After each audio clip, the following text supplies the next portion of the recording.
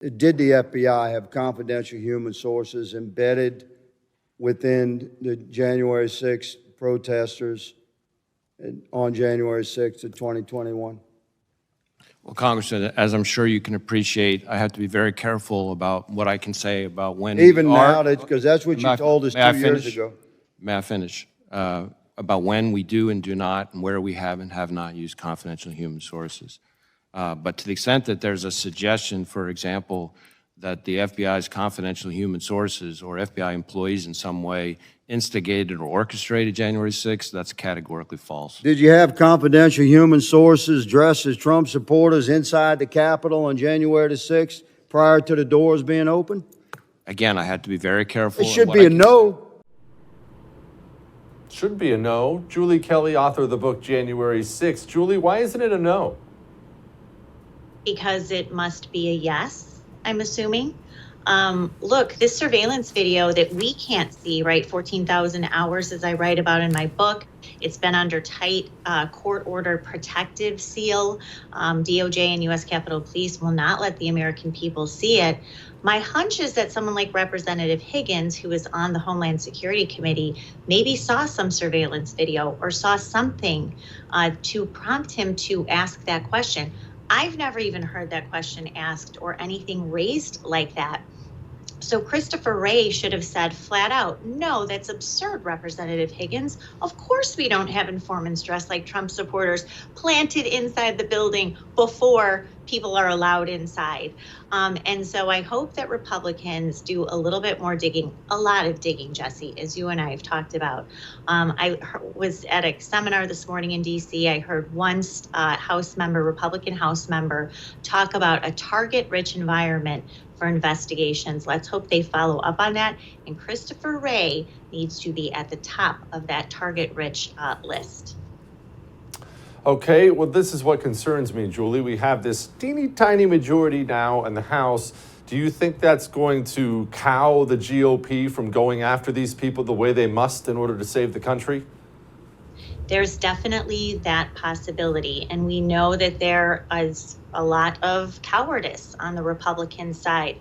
But what's different now, Jesse, I think, versus 2017, 2018, when the only guy you could rely on was Devin Nunes, and he was single-handedly exposing Russiagate, even as his own Republican colleagues were working against him, right? They opened up a House judicial and ethics inquiry into him, his own Republican colleagues.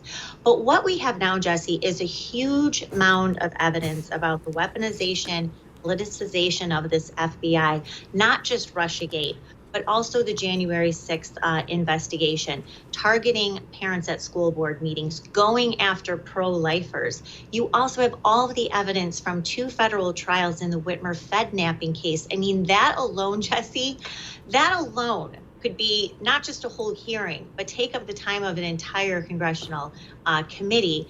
And then, of course, now the revelations confirmed this week in court that the FBI ran numerous informants into both the Proud Boys and the Oath Keepers months before January 6th. So they have a lot of evidence. They're not going to get away with, oh, we don't know, we're not so sure. Well, you're sure, here it is, now do something about it. What happens to the January 6th committee now? Well, it's interesting. They have delayed their report now twice. So it's supposed to be published November 29th. And per the statute, the committee is automatically supposed to dissolve 30 days later. So conveniently, that will be right before Republicans are supposed to take control of the House. What's also interesting, Jesse, is not only the revelations about the FBI informants and Christopher Wray's non-answers. The January 6th committee has said that they are not going to include in the report any criticism or scrutiny of law enforcement, including the FBI. What was interesting and so ironic about Representative Higgins' questions, who cut him off? Who told him his time was up and did not force Christopher Wray to answer? Benny Thompson, the head of the January 6th committee. He's also head of the Homeland Security Committee.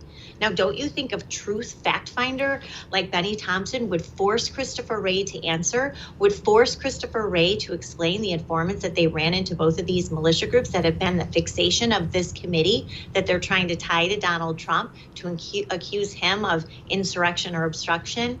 It was so ironic that it was Benny Thompson who shut down that line of questioning to Christopher Wray. So to your point, that January 6th committee will be dissolved. But true fact-finding, truth-finding about January 6th now will go to, I believe, the House Oversight Committee, if not a separate committee investigating all of DOJ, FBI corruption altogether.